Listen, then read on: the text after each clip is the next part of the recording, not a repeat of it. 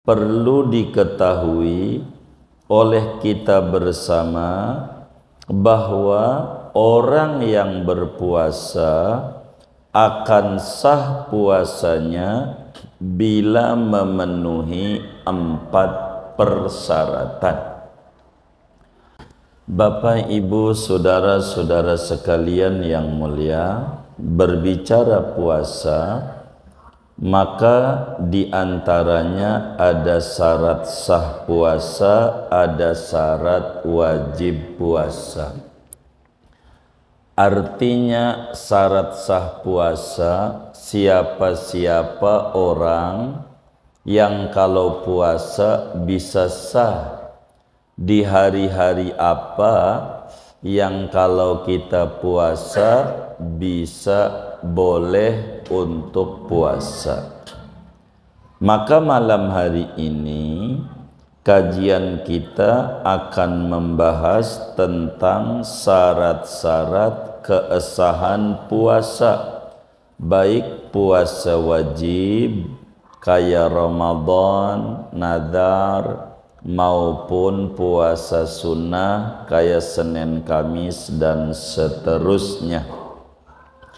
Kata Syekh Nawawi Al-Bantani bahwa perlu diketahui oleh kita bersama bahwa orang yang berpuasa akan sah puasanya bila memenuhi 4 persyaratan. Assalamualaikum warahmatullahi wabarakatuh. Bismillahirrahmanirrahim. Alhamdulillahi rabbil alamin. Wassalatu wassalamu ala sayyidina Muhammadin wa ala alihi wa sahbihi ajma'in.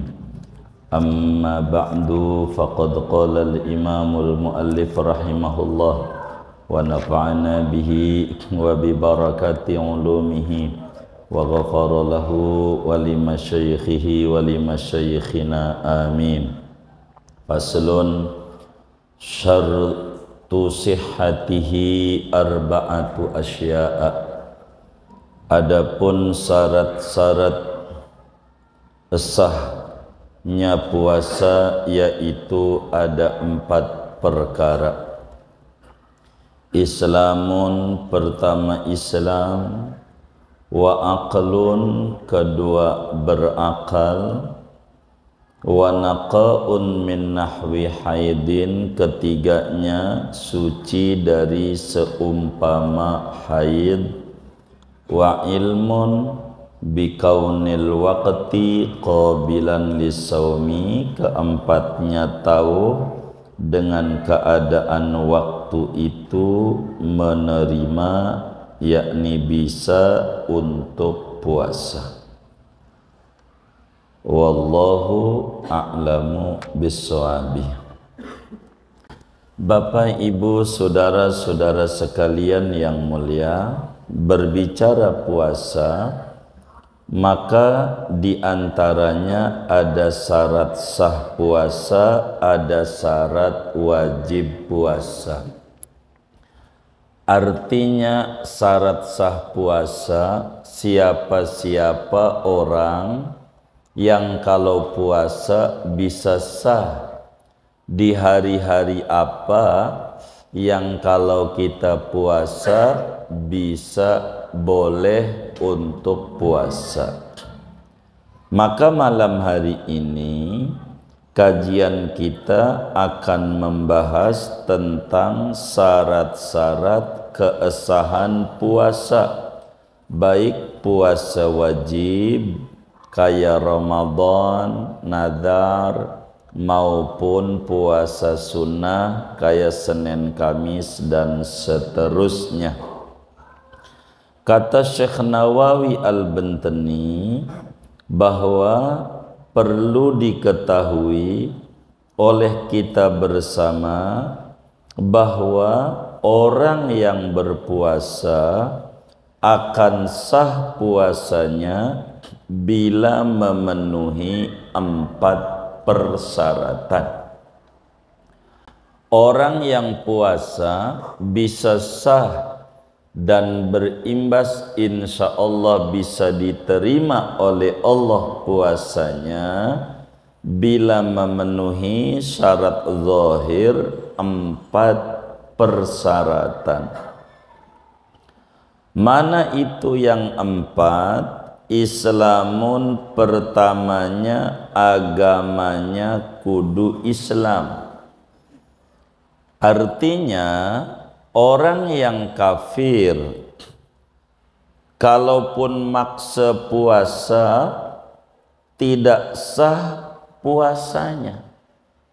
Baik kafir asli, artinya kafir asli itu dari berojol emang udah kafir, atau kafir murtad, maknanya mantan muslim, dulunya muslim kemudian masuk agama non muslim. Puasa pastikan puasanya tidak sah, sebab untuk kesahan puasa itu kudu niat, dan orang kafir itu tidak sah untuk niatnya nggak diterima karena syarat niat kudu Islam. Sedang puasa butuh kepada niat. Maka andai orang kafir ikut puasa Ramadan, malam ikut sahur, enggak makan daripada terbit fajar sampai terbenam matahari, tetap saja puasanya tidak sah walaupun enggak makan, sebab agamanya bukan Islam. Ini ijma' ulama semua madhab, tidak sah bila orang itu kafir, hendak sah puasanya, hendak sah. Andai orang murtad lagi puasa tadinya muslim, pas zuhur masuk Kristen, jam 1 masuk Islam lagi, tetap saja puasanya tidak sah, sebab ngalamin puasa dengan tidak Islam. Jadi Islam ini pokok untuk kesahan ibadah puasa. Yang kedua, kalau orang puasa pengen sah kudu berakal. Maksudnya berakal kudu tamyiz. Apa tuh tamyiz? Orang itu bisa membedakan mana baik, mana buruk, bisa makan sendiri, minum sendiri, cebok sendiri. Kalau orang udah begitu, umpama umurnya 7 tahun, puasa sah. Sebab udah makan sendiri, minum sendiri, cebok sendiri. Ini namanya udah mumayyiz, udah mengerti. Kalau anak umur 3 tahun enggak jadi puasanya, sebab belum tamyiz. Orang gila apalagi begitu. Orang gila, anak kecil yang belum tamyiz baru 3 tahunan, andai puasa dia dari terbit fajar sampai adzan maghrib enggak makan, tetap puasanya tidak sah, sebab belum tamyiz, belum memahami. Kalau 7 tahun sah. Anak kita yang umur 7 tahun puasa jadi. Begitu. Dapat ganjaran, dapat. Siapa yang dapat? Bapaknya sama ibunya. Dia mah nggak dapat, wong belum baligh. Yang dapat ganjaran ayahnya sama ibunya. Kalau latihan puasa anak umur 5 tahun, puasa sedohor, puasa iring-iring. Kalau udah zuhur makan nasi sepiring, nggak apa-apa. Tapi itu baru latihan puasa, bukan puasa. Nggak ada puasa seduhur, nggak ada. Puasa mah terbit fajar sampai terbenam matahari, sampai terbenam matahari. Jadi anak kita yang umur 7 tahun, kewajiban kita nyuruh dia puasa, meski lewat iming-iming. Kalau kamu puasa, nanti saya beliin petasan. Boleh diiming-imingin. Sah, yang penting puasa. Begitu. Sampai zuhur lapar, ya suruh makan aja. Makan. Begitu. Makan. Begitu. Ayah dulu yang nyobain. Ayah baik deh, nyobain mau nggak batal. Yang batal kan makan. Nyobain sampai 5 piring. Itu sih bukan nyobain. Jadi berakal. Kalau 10 tahun anak kita, kalau dia enggak puasa, wajib kita sentil kupingnya. Kalau enggak disentil, yang masuk neraka kita.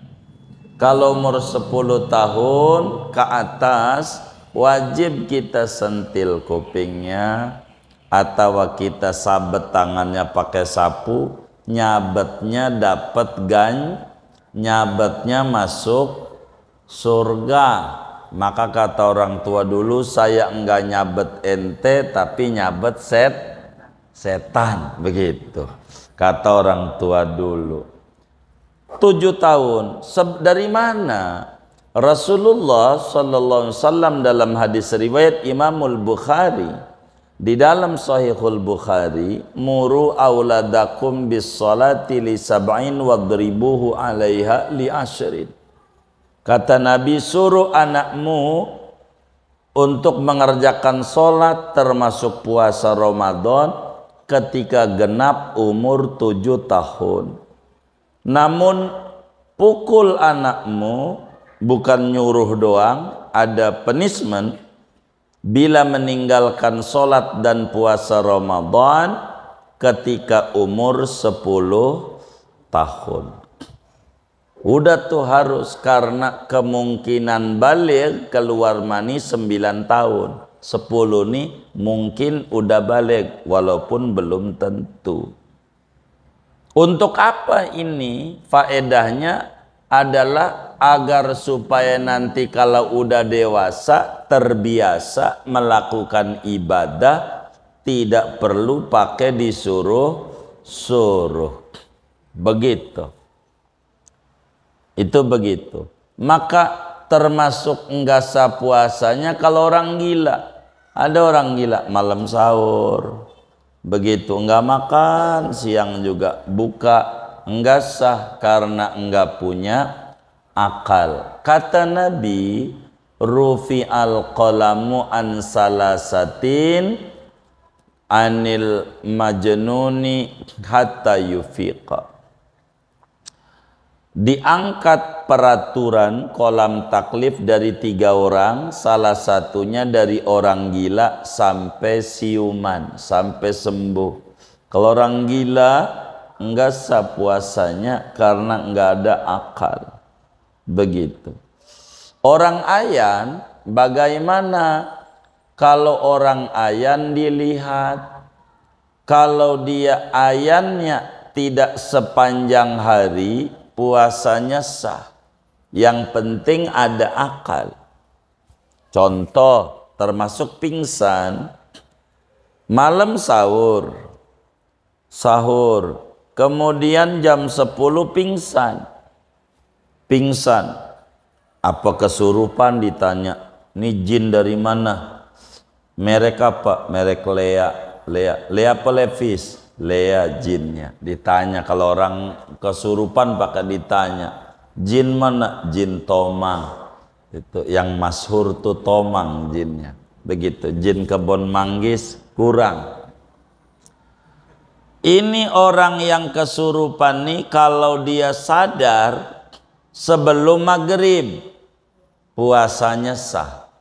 Puasanya sah. Artinya pingsan 5 jam, begitu 7 jam. Jadi yang penting ada sadar aja, begitu sah. Kalau puasanya begitu, karena masih ada akal. Tapi kalau dari terbit fajar jam 4 subuh dia ayan, epilepsi sampai maghrib, puasanya enggak sah, enggak ada akalnya. Enggak ada akalnya. Yang penting patokannya tamyiz. Bagaimana orang tidur? Ada orang puasa malam jam 3 sahur. Dia tidur aja dari jam 4 subuh. Begitu. Bangun dohor. Habis dohor tidur lagi. Bangun asar. Habis asar tidur lagi. Bangun-bangun adzan maghrib. Atau ada orang tidur dari jam 4 subuh, ora bangun-bangun kecuali adzan maghrib. Ini puasanya sah nggak ini? Sah nggak? Hah? Sah. Orang tidur ada akalnya. Orang tidur. Bik? Setiap hari? Enggak apa-apa. Enggak sholat zuhur, enggak sholat asar, enggak ngaruh. Ini urusan sholat, urusan lain. Kita yang diomongin puasa. Selama tidak mengganggu, melakukan yang membatalkan puasa, maka puasa tetap sah. Begitu. Puasa begitu. Yang kayak begitu, tidur aja nggak bangun-bangun, dohor enggak bangun-bangun, adzan maghrib, ntar lagi begitu lagi, begitu, yang kayak begitu. Jadi puasanya akalnya ada. Kalau gila enggak.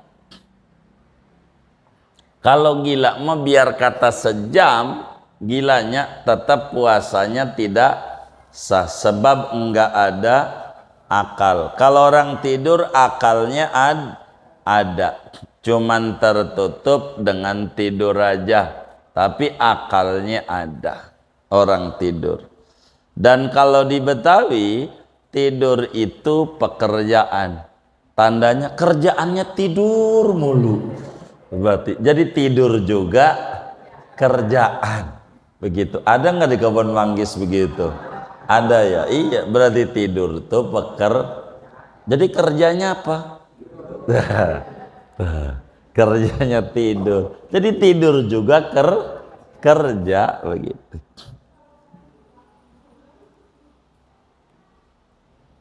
Dua, tuh.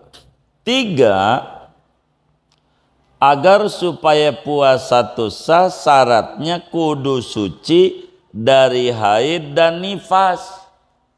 Ini urusannya perempuan.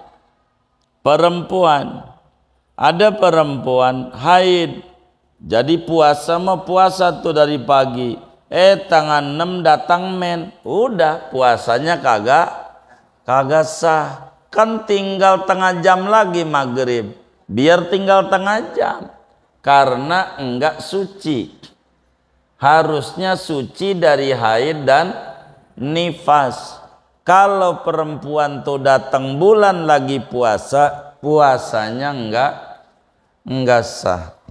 Ya nanggung banget udah tengah 6. Ya enggak apa-apa, masalah enggak makan mah, tapi puasanya tidak sah. Bulan Syawal kudu diqadha. Begitu di bulan pasca Ramadannya. Kenapa? Karena dia haid. Begitu. Enggak boleh. Begitu. Bagaimana kalau orang puasa-puasaan? Udah enggak makan aja dah. Enggak ditawarin makan, enggak. Begitu, nanti aja maghrib. Enggak boleh, kalau dia makan aja. Begitu orang men, tapi makannya jangan di depan rumah. Begitu takut orang curiga, ini pakai jilbab, makan juga, padahal lagi men. Jangan menimbulkan su'ul sodat. Makannya di rumah, taruh aja di kamar Indomie 3 mangkok, nggak apa-apa. Tapi jangan sampai men mulu, ditanya sama lakinya dari 1 Ramadan sampai akhir Ramadan men mulu. Ini sih bukan men, males puasa. Men paling lama 15 hari, lakinya harus paham. Bini gue lagi men mulu, begitu nggak kelar-kelarnya sampai tanggal 29 masih men. Ini ndak benar ini.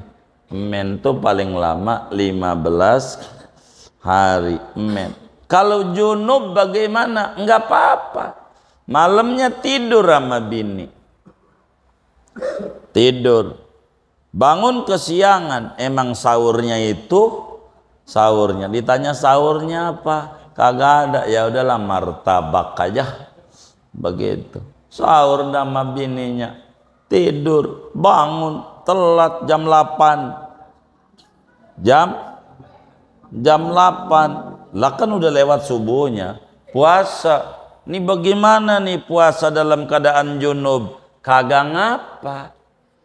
Begitu. Mandi, ya mandi, kan belum sholat subuh. Dianya mandi. Begitu. Cuman mandinya kudu hati, jangan ampe nanti masuk air. Begitu mandi. Begitu mandinya. Begitu. Jangan sampai mandinya di kali, nyilem, minum aja gitu. Ya itu batal puasanya kalau begitu, pakai nyilem begitu. Artinya puasa dalam keadaan junub puasanya sah, sebab syarat ketiga jangan men, jangan nifas, bukan jangan junub. Begitu.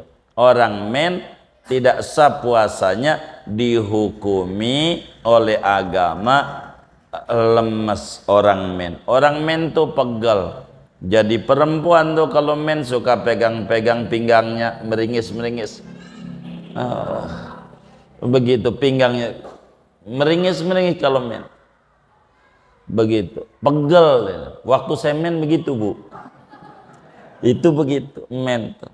Kadang suka uring-uringan orang men tuh, apalagi nggak dibagi duit sama lakinya.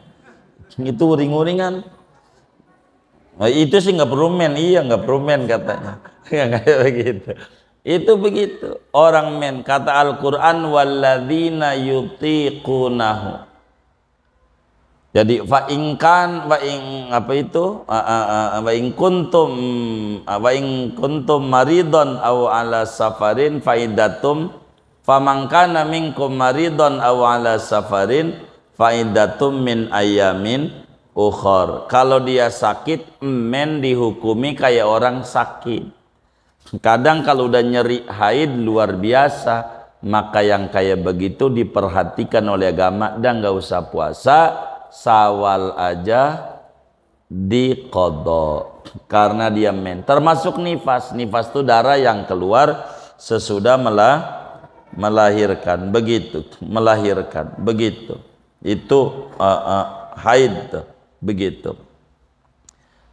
Keempat, kalau pengen sah puasanya kudu tahu hari itu diizinkan, dibolehin puasa.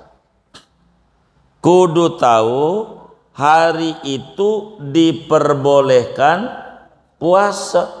Ada hari-hari haram puasa. Jadi puasa ini hukumnya macam-macam, Pak. Ada puasa tuh wajib. Mana tuh yang puasa wajib? Ramadan, nazar, kafarat. Kafarat tidur Ramadan siang-siang sama bini. Nggak boleh kalau siang-siang tuh bini tidur aja dia sama bini, puasanya batal. Itu didenda, di samping kodok di bulan Syawal gara-gara bersetubuh, Di luar itu ada kafarat kudu puasa 2 bulan berturut-turut. Udah dapat sebulan puasanya batal, angus, ulang lagi dari 1. Udah dapat 50 hari masang tenda, mabok banget, buka, angus, ulang lagi dari 0, 1 lagi besok. Begitu, gara-gara siang-siang tidur ama bini, malam boleh. Kata Quran, uhilla lakum lailatas siyamir rafatsu ila nisaikum, diizinkan, dihalalkan bagi kalian pada malam-malam hari bulan puasa tidur ama bini. Enggak apa-apa, buka pakai itu enggak apa-apa. Mah buka enggak ada apa-apa, udah itu aja dah, buka aja rok dah. Nah, boleh yang kayak gimana? Oh malam aja, kata Pak Jijai, malam aja kata. Enggak apa-apa. Begitu. Kalau malam boleh. Ada hari haram berpuasa, pertama wajib, yaitu Ramadan, nadar, kafarat, wajib. Yang masuk puasa wajib nih qada Ramadan tuh, wajib tuh. Itu kalau buka dosa, wajib. Kedua, puasa haram. Ada hari-hari di mana kalau puasa dosa. Mana? 1, Idul Fitri. Idul Fitri itu enggak boleh kita puasa, dosa.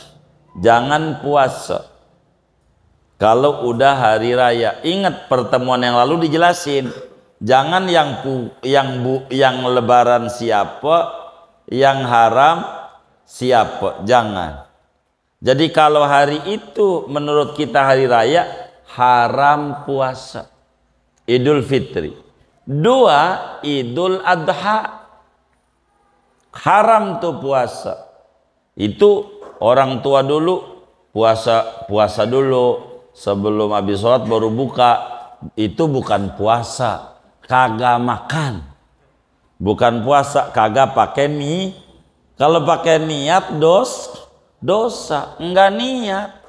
Cuman bedanya enggak sarapan sebelum sholat Id. Jadi Idul Fitri itu terjemahannya Id itu kembali. Fitri itu sarapan pagi. Biar kita paham. Maka Idul Fitri itu balik lagi subuh-subuh sarapan. Makanya di Arab sampai detik ini lebaran biasa aja. Lebaran di Arab, siapa yang hadir nih yang pernah umroh sampai lebaran? Boleh tanya, biasa-biasa aja kayak sholat Jumat kita. Kayak kita sholat Jumat, itulah Idul Fitri di Arab. Jadi heboh, ya kagak, biasa aja. Orang balik lagi sarapan. Maka kalau Idul Fitri sebelum sholat, makan dulu. Yang kenyang. Makan sebelum sholat pagi-pagi itu makan, itu sunat, ganjaran gede. Emang maksudnya Idul Fitri balik lagi sarapan. Fitri itu futur tuh sarapan pagi. Begitu. Kalau kita tinjauan lain kembali ke kesucian, begitu itu bahasanya. Di Arab makna zahir, balik lagi sarapan pagi. Jadi sebelum sholat makan dulu, opor apa, makan. Jadi jalan ke masjid mau sholat itu bawa paha ayam. Emang begitu. Iya, karena memang Idul Fitri begitu. Kalau Idul Adha sunatnya kagak makan. Bahasa orang kita puasa. Padahal bukan. Kalau niat puasa dosa, hari itu hari raya enggak boleh puasa. Cuman sunat enggak makan kecuali sesudah sholat. Jadi bedanya sholat Idul Fitri, sholat Idul Adha, sholat Idul Fitri makan dulu baru sholat. Idul Adha sholat dulu baru makan. Untuk apa ini Nabi ajarkan? Idul Adha begitu tuh, biar makan daging kurbannya lahap. Begitu tujuannya. Kalau kita sebelum sholatnya makan, nanti kalau udah kenyang kagak tertarik, nggak selera makan habis sholat. Jadi makanya dibedakan sholat Idul Fitri dengan sholat Idul Adha. Bila Idul Adha pelaksanaan kita, Idul Fitri pelaksanaan kita jam 7, Idul Adha tengah 7, bedakan setengah jam. Bila Idul Fitri tengah 8 mulainya kita mau sholatnya, maka Idul Adha jam 7. Pokoknya Idul Adha lebih pagi lebih bagus. Idul Adha jam 6.30 setar sudah sholat, biar jam 7 rapi. Untuk apa? Langsung motong hewan, sarapan. Begitu. Jadi lahap. Mana lebarannya Jumat lagi, motongnya Sabtu. Kagak makan tuh dari Jumat subuh sampai Sabtu, modar dia. Begitu. Sebetulnya begitu tujuannya. Biarlah lahap, motong kita. Jadi jam tujuan udah rapi. Pokoknya Idul Adha pelaksanaan sholat tengah 7 udah setar sholat Idul Adha. Lagi malamnya enggak tarling, enggak takbiran keliling, enggak. Idul Adha. Kalau Idul Fitri kenapa dimundurin? Siang yang malam habis takbiran takut kesiangan, tungguin. Begitu maksudnya. Begitu. Idul Fitri bedakan setengah jam pelaksanaannya. Tergantung masjid kita.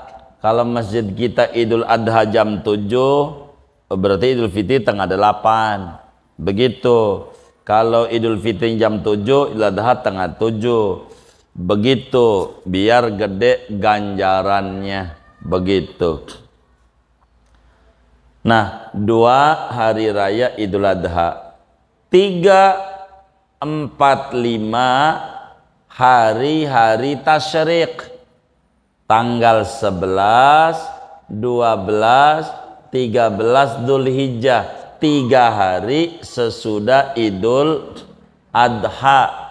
Itu hari-hari haram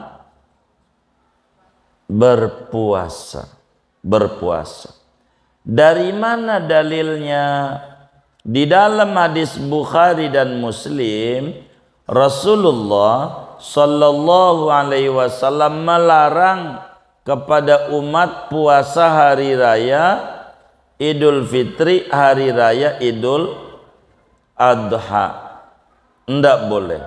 Dari mana hari tasyrik dilarang oleh Nabi? Dalam hadis Abu Dawud, Rasulullah Sallallahu Alaihi Wasallam bersabda, begitu juga di dalam hadis Muslim, ayyamu mina ayyamu uklin wa syurbin. Hari-hari tasyrik itu hari makan-makan, minum-minum. Tidak boleh berpuasa 5 hari itu haram puasa. Hari ini tidak menerima puasa, tidak dibolehin puasa. Mana lagi yang ke-6, hari syak.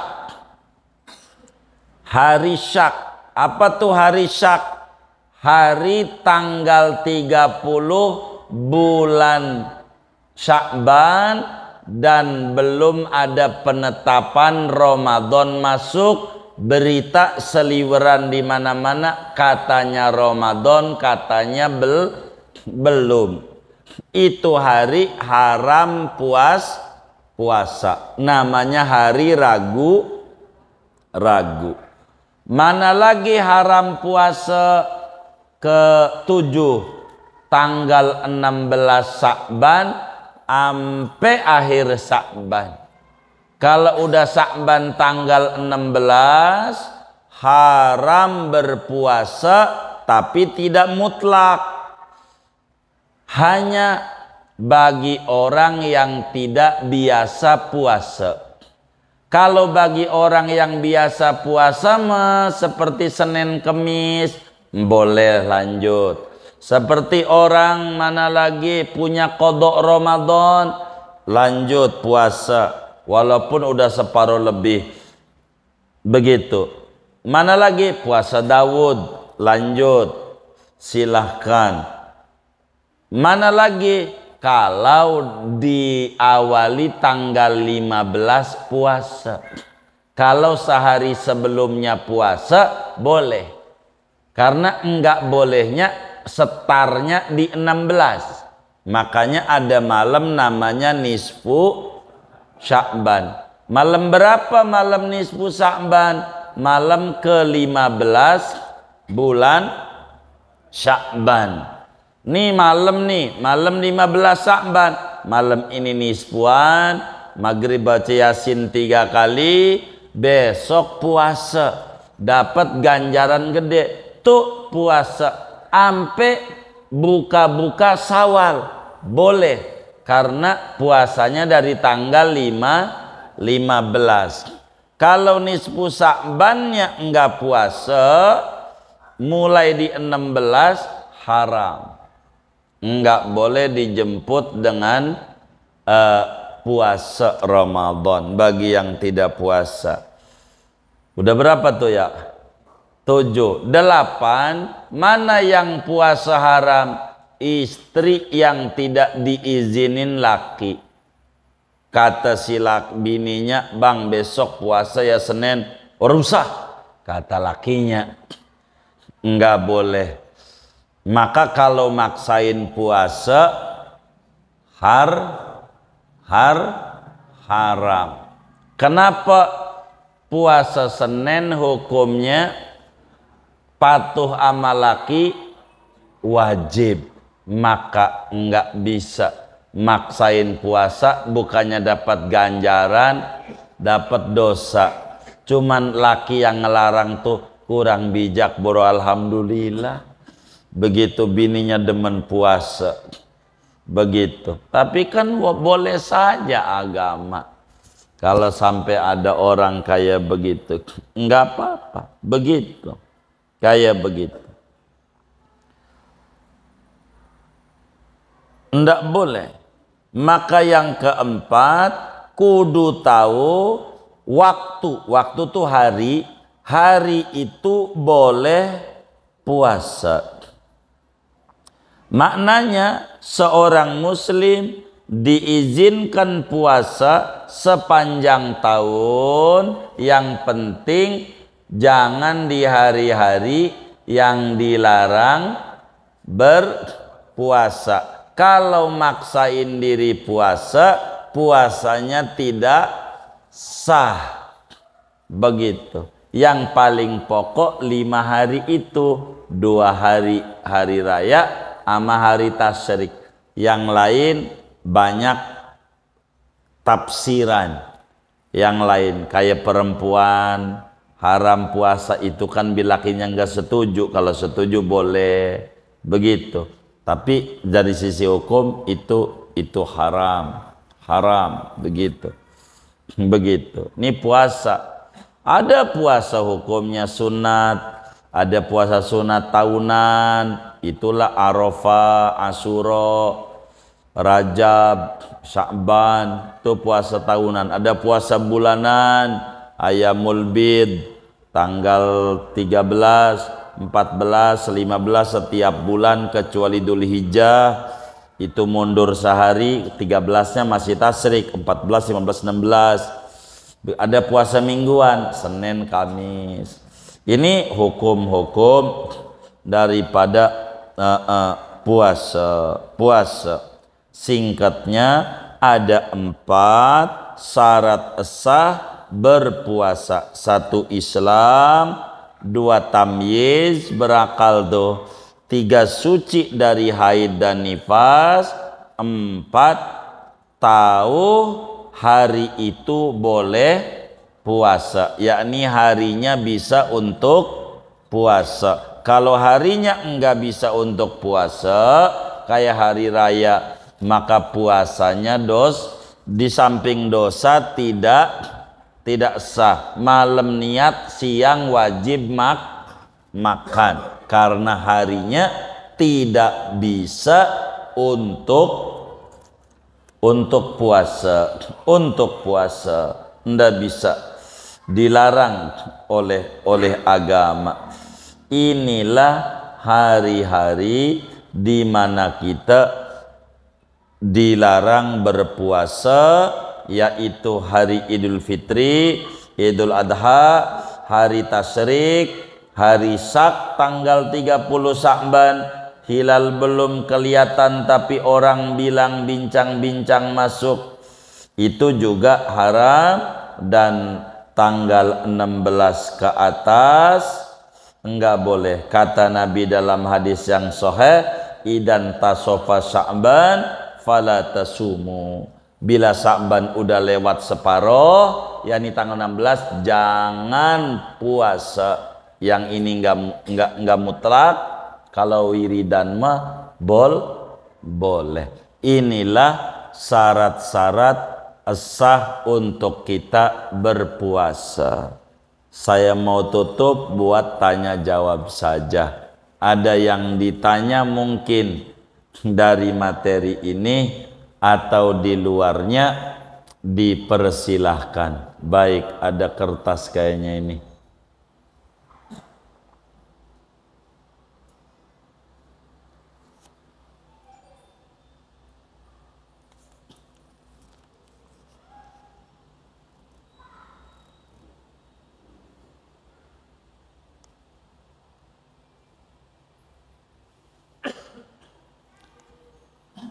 Apakah zikir tasbih, tahmid, takbir yang jumlahnya 33 juga ada pada sholat duhur, asar, dan isya? Kedua, kalau zikir tersebut ada pada sholat duhur, asar, isya, mengapa ada yang tidak melakukannya, bahkan tidak sedikit yang meninggalkannya? Baik. Imamun Nawawi di dalam kitab Al-Adhkar An-Nawawiyah, begitu juga As-Sayyidi Syekh Al-Habib Ali Khirid Al-Husaini di dalam kitabnya Al-Wasail Asy-Syafiyah menjelaskan aurad-aurad ba'da sholat yang diajarkan oleh Nabi. Banyak. Apakah tasbih ini ada dalam semua sholat? Secara jujur ada. Semuanya ada dalilnya. Semua sholat wiridan tuh begitu. Ada 2 riwayat. Tasbih, tahmid, takbir. Pertama ada yang riwayat 11. Jadi makanya ada tasbih yang perputarannya 33 doang. Itu satu. Ada juga yang riwayat 33. Riwayat 33 ada 2. Pertama tasbih 33, tahmid 33, takbir 33, ditutup dengan Allahu Akbar kabiro. Kedua, ada riwayat tasbih 33, subhanallah, alhamdulillah 33, Allahu Akbar 34. Jadi pas 100 sebelum Allahu Akbar kabiro. Itu riwayat-riwayat dari Nabi berbicara bacaan. Di antara wiridan itu ba'da solat yang diatur adalah semua solat. Nanti saya ambil dulu maghrib, subuh, baik. Wiridannya tergantung. Istighfar, dohor, asar, maghrib, bisa subuh ada. La ilaha illallah wa la syarikalah yang langsung diajarkan Nabi hanya maghrib dan subuh 10 kali. Maghrib, subuh 10 kali. La ilaha illallah wa la syarikalah lahul mulku wa lahul hamdu yumit wa ala kulli syai'in qadir. Maghrib 10, subuh 10. Ada riwayat dan ini dipakai oleh Imam Haddad tapi kurang kuat, ba'da asar. Imam Haddad selalu ba'da asar adalah skalanya 10. Itu begitu. Kemudian Allahumma ajirni minan nar, atau orang kita dijamakan Allahumma ajirna minan nar. Ini khusus maghrib dan subuh. Maghrib dan subuh. Selainnya maghrib dan subuh tidak langsung diajarkan oleh Nabi. Dibaca ya boleh begitu, tapi ajaran yang langsung maghrib 7, subuh 7. Jadi la ilaha illallah syarikalah Allahumma ajirna minan nar adanya di maghrib dan subuh. Allahumma antas salam itu di semua solat. Allahumma antas salam. Terus Allahumma inni ala dzikrika wa syukrika husni ibadatik di semua solat. Allahumma lamani alima a'taita wa la muti wa mana'ta di semua solat. Di semua solat adanya wiridan itu yang dibaca. Kemudian tasbih di semua. Terserah kita ngambil 3, ngambil 11, ngambil 33. Itu ada. Begitu. Habis dah tuh. Di antaranya masih banyak, ada ayat kursi yang dibaca Nabi, itu ada dalam semua sholat. Lalu kemudian yang ditanya, jika ada, mengapa sedikit orang yang melakukannya, lebih banyak yang meninggalkannya? Mungkin daripada keadaan masyarakat yang ada, karena hidup ini adalah pilihan. Begitu melihat kalau masjid di kampung yang orangnya nggak kemana-mana, ya dia habis sholat ngerem aja di situ, bisalah maksimal sekali untuk mengerjakannya begitu. Tapi kalau masjid-masjid yang pinggir jalan ini dengan mengajar berjamaah udah bagus, maka wiridan itu diserahkan biasanya kepada masing-masing, tapi tidak secara rame-rame begitu. Sebetulnya banyak yang mengerjakannya, mungkin karena kita melihat subjektif di lingkungan kita. Tapi kalau kita mengukur Islam di dunia, jauh lebih banyak yang mengerjakannya begitu. Tinggal diatur saja di masyarakat itu, apakah mau dimaksimalkan wiridan itu. Kadang masalahnya yang namanya pengurus masjid jadi puyang kalau wiridan itu lama banget, masyarakatnya udah ngomel-ngomel, jadi salah lagi. Makanya kalau kita mau ngamalin, silakan.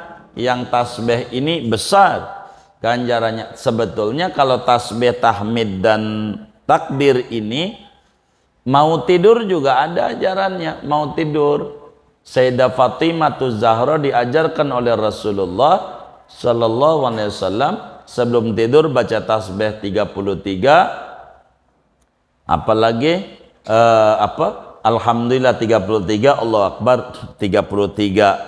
Habis itu baca kulhu 3, falak 1, An-Nas 1. Kalau kita baca ratib habis sisa udah jadi aja, karena itu udah masuk doa-doa keselamatan ketika kita tidur biar semuanya selamat. Itu diajarkan. Bahkan kalau baca tasbih 33, tahmid 33, Allah Akbar 33 sebelum tidur, itu alamat rezekinya makin berlimpah. Waduh, tendanya makin maju, dekornya makin maju kalau sebelum tidur baca begitu. Karena itu yang diajarkan Nabi untuk kemudahan kehidupan kepada Sayyidah Fatimah Az-Zahra radhiyallahu taala anha. Jadi kalaupun ada sedikit, sebetulnya banyak, karena ajaran Nabi ini banyak, maka ada yang mengerjakan, ada yang tidak. Kemungkinan kalau ada orang yang mengerjakan dikit, kemungkinan kita husnudzon ada hal yang jauh lebih urgen dari ajaran Nabi tersebut, begitu. Jadi sebetulnya kalau ditanya ya ada, jalanin aja kita. Kalau kita sudah masyarakatnya jadi, tahu masyarakat jadi emang udah itu aja dan semuanya demen, hobi semuanya, jalanin aja itu sampai kelar, mau dohor mau asar. Jadi kalau dohor bacanya begini kurang lebih, astagfirullahaladzim 3 kali, langsung Allahumma antas salam, begitu. Allahumma la mani lima a'taita, Allahumma ini, nggak boleh tinggal Allahumma ini nih, dijamain aja, silakan. Kalau saya biasanya mufradin, Allahumma ini ala dzikrika wa syukri wa husni ibadatik, baru ila rabbi subhanallah 33, alhamdulillah 33, Allahu akbar 33, tutup amallahu barkabira, dah doa Fatihah doa. Itu begitu. Seperti apa yang sudah dibagikan buku tuntunan daripada sholat zikir, sholat 5 waktu. Itulah diantara yang ada. Kalau subuh dan maghrib jauh lebih luas, sehingga cukup panjang aurad-auradnya. Kalau kita demen, subuh itu yang paling tinggi diantara aurad adalah doa-doanya sesudah wirid yang ini nih, baca wirdul latif. Itu wirdul latif itu wiridan Rasulullah sesudah subuh. Ada satunya lagi namanya wirdul kabir. Itu apa itu wirdul kabir? Wiridan Rasulullah sesudah subuh. Ini kami belum bagikan sampai sekarang wirdul kabir. Kenapa? Kalau kami bagikan, kami bingung di Jakarta. Begitu dengan teman-teman yang super sibuk bekerja. Karena wirdul kabir itu real, dari mulai habis sholat subuh selesai wiridan itu baca wirdul kabir, rapi-rapi jam 7 baru keluar dari masjid. Begitu jam 7. Begitu. Ini mau yang udah doyan banget sama ibadah. Luar biasa itu. Ada sih yang keluar juga tengah 8 itu karena habis sholat subuh tidur di masjid, gak ada yang bangunin. Gitu. Itu bukan karena wirid, karena tidur di masjid kagak ada yang bangunin. Maka tengah 8 keluar dari masjid, bukan dari wirid. Jadi wirdul kabir nih wiridan Rasulullah yang cukup lengkap, dikumpulin semua habis sholat subuh oleh Imam Haddad. Yang kami bagikan itu wirdul latif dan ratibul haddad. Begitu. Itu paketnya pas. Kalau saudara pahami, bila di ratibul haddad la ilaha illallah wa la syarikalah sebagai bacaan pertama, itu di wirdul latif bacaan terakhir. Kalaupun ada tambahan doa Nabi Khidir, bismillahi masyaallah, ini tambahan tidak langsung dari Imam Haddad. Imam Haddad mentok di la ilaha illallah la syarikalah. Bila di ratib haddad terakhirnya kulhu falak anas, itu menjadi bacaan pertama wirdul latif. Jadi maketnya begitu, maketnya. Dulu kami bagikan juga wirdul latif itu, namun melihat masyarakat kebingungan, mau tidak mau kami ambil satu, maka yang kami ambil ratibul haddad dengan aurad sholawat bastu rizki supaya tergabung semuanya. Maka ratib haddad itu pun sedikit banyak walaupun tidak seluruhnya mewakili bacaan supaya kita diberi keluasan rezeki, sehingga sholawatnya menggunakan bastu rizki yang ada di ratib haddad yang saudara pegang. Begitu, agar supaya saudara nggak kebingungan. Sebetulnya wiridan yang paling cakep habis subuh, kalau saudara demen pengen luar biasa, wirdul latif. Karena malam itu dari maghrib sampai subuh ratib haddad punya waktu, dari subuh sampai sore wirdul latif punya waktu. Begitu real aturannya. Cuman karena kebingungan, maka mau tidak mau kami harus menyingkat satu supaya tidak begitu merasa diberati oleh aurad-aurad kaum salihin yang sebetulnya manfaatnya banyak. Ala kulli hal, silakan saja diamalin. bagi imam amalin itu wiridan tasbih itu silakan jangan ditinggal karena itu adalah aurat-aurat dubura kulli shalah daripada Rasulullah Shallallahu Alaihi Wasallam. Adapun orang meninggalkan banyak kalau mau ngomentari orang, ada yang meninggalkan ba'diyah, ada yang meninggalkan ini, ada yang meninggalkan tahajud, ada yang meninggalkan duha, banyak kalau ngomong sunnah-sunnah Nabi yang banyak ditinggalkan. Tapi tugas kita ini merapihkan diri kita, mana yang kita keburu amalin dari ajaran Nabi, amalin pelan-pelan setahap demi setahap agar supaya kita menuju sebuah kesempurnaan.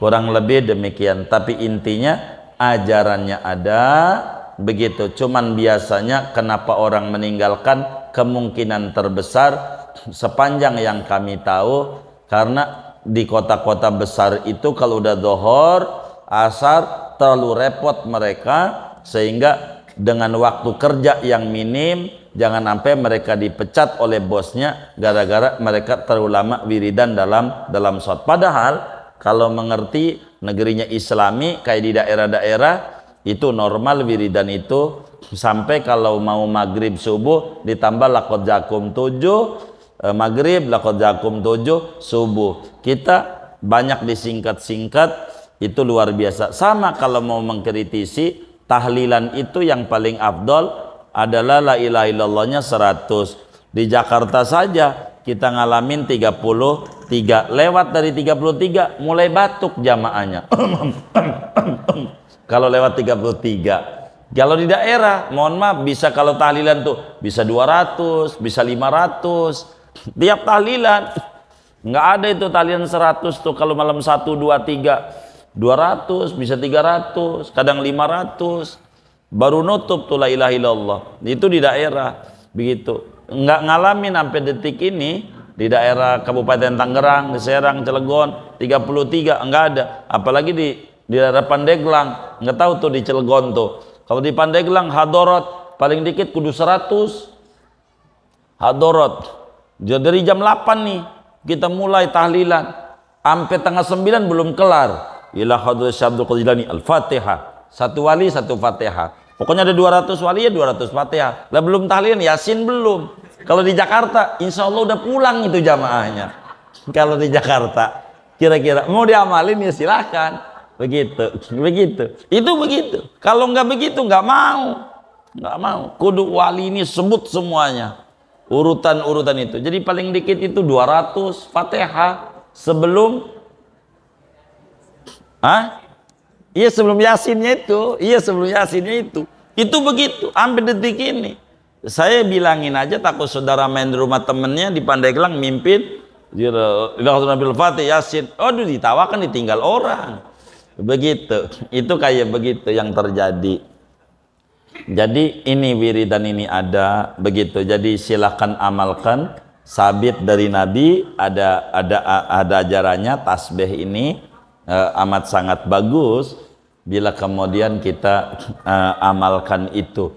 Cuman kan kadang waktunya sempit kayak ngaji aja nih. Kalau saya melihat orang tua kita paham, melihat belakang kalau kita udah datang paling Fatihah doa. Sebab apa? Kalau wiridan terlalu lama kejar-kejaran waktu, ada kalanya seperti demikian kita harus memahami wiridan terlalu lama, apalagi pakai laqad jakum segala macam ya isya kurang 10 menit baru kelar. Baru bismillah udah isya bubar. Itu mau tidak mau hidup adalah pilihan, sehingga barangkali ada yang disingkat-singkat. Kurang lebih demikian. Wallahu a'lam. Baik. Waalaikumsalam.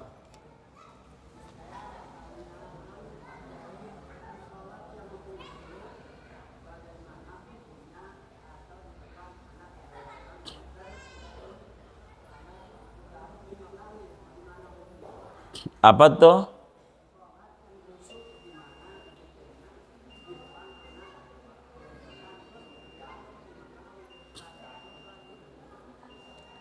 Jadi yang ditanya sholat khusyuk apa sholat di depan ada anak-anak begitu?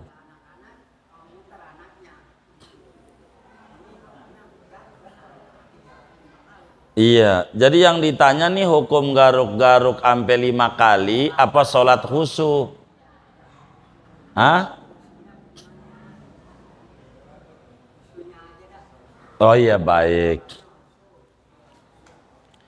Jadi untuk menuju sholat khusyuk ini berat. Maka khusyuk ini ada tingkatan-tingkatannya. Tingkatan yang terendah, agar supaya sholat kita khusyuk, apa yang dibaca oleh mulut didengerin oleh kuping. Itu namanya khusyuk terendah. Itu begitu. Itu mencari sholat khusyuk. Jadi yang dibaca oleh mulut didengerin oleh kuping sendiri, huruf demi hurufnya. Ini khusyuk tingkat rendah. Begitu. Untuk menuju lebih lagi supaya kita khusyuk, di depan kita anggap ada mertua kita. Di depan kita ada mertua lagi duduk lihatin sholat kita. Kira-kira kita mau kebut enggak? Enggak. Kita khusyuk. Baru kalau udah bisa kita ngomong di hati, itu mertua kagak punya surga, tapi kita bisa khusyuk. Masa ama Allah yang punya surga kita enggak khusyuk? Emang tinggian mertua ama Allah. Ini cara-cara untuk menuju sebuah kekhusyuan dalam sholat. Latihan ketiga supaya kita khusyuk adalah setiap sholat gerakan yang ada hati bicara. Bagaimana hati bicara tuh? Allahu Akbar, kata hati, abis ini doa iftitah. Selesai iftitah, abis ini ajaran Nabi a'udhu. Abis a'udhu selesai, hati Fatihah. Abis Fatihah, ni amin. Abis amin, ni surat. Abis surat, ni ruku. Hatinya terus bimbing begitu, biar enggak kemana-mana. Wis enggak bakalan ingat mau musik gede ke samping masjid, mau kayak apa ke bunyi handphone. Karena kita sibuk sama diri sendiri. Terus aja, lama-lama tanpa diomongin udah ngikut sendiri. Gerakan demi gerakan paham, ini ruku, habis ruku ini nanti bakal paham sendiri. Untuk menuju khusyuk tingkat tinggi, kita harus tahu arti-arti bacaan sholat. Dan ini khusyuk tingkat tinggi. Karena kalau kita tahu artinya akan jauh lebih menarik, akan jauh kita lebih khusyuk dibanding kita tidak ngerti. Kalau tidak ngerti main kebut, selesai aja. Begitu. Karena kita yang penting formalitas, bukan kandungan makna dari apa kita punya sholat. Begitu. Yang ini rada berat untuk menuju kemari, maka persiapan-persiapan yang ada menuju kekhusyuan kita harus jalankan, berangkat daripada wudhu yang maksimal. Bila wudhu kita maksimal, man lam yakhsha fi wudhu'ihi lam yakhsha fi sholatihi. Siapa yang wudhunya kurang rapi, untuk mencari sholat khusyuk rada berat. Maka wudhu ini ada 77 sunnah yang harus kita kerjakan, maka semuanya harus kita rapikan untuk menuju sebuah sholat kekhusyuan. Kalau pengen nyari khusyuk, biarkan orang hubungan kita dengan Allah subhanahu wa ta'ala. Orang khusyuk bukan berarti tidak tahu orang yang di sebelahnya. Wong kuping mewaras. Rasulullah adalah manusia yang paling khusyuknya dalam sholat, tapi mendengar ada bayi nangis, sholatnya rada dicepatkan, takut bayi itu kagak ada emaknya, takut jatuh. Itu bukan berarti tidak khusyuk. Begitu. Banyak metode-metodenya demi supaya mendapatkan sholat khusyuk. Imam Ghazali di dalam kitab Ihya Ulumuddin telah tuliskan tahapan demi tahapan demi supaya meraih sholat kekhusyuan. Kurang lebih demikian. Wallahu a'lam. Sudah. Baik. Kita baca Fatihah, duduk di majelis ilmu, moga-moga kita semua diberi limpahan barokah.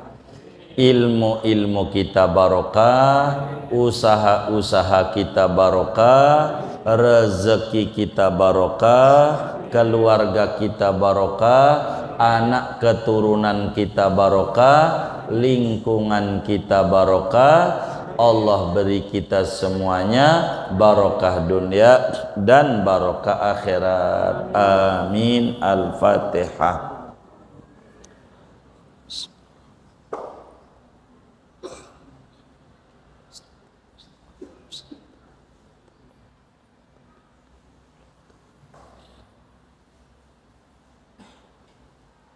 Allahumma rabbana taqabbal minna ta'limana wa ta'allumana wa du'ana wa jami' amalina wa tammim taqsirana ya Allah ya Arhamar Rahimin. Sallallahu wasallam ala khairil khalqi Muhammadin wa ala alihi wa sahbihi ajma'in walhamdulillahi rabbil alamin.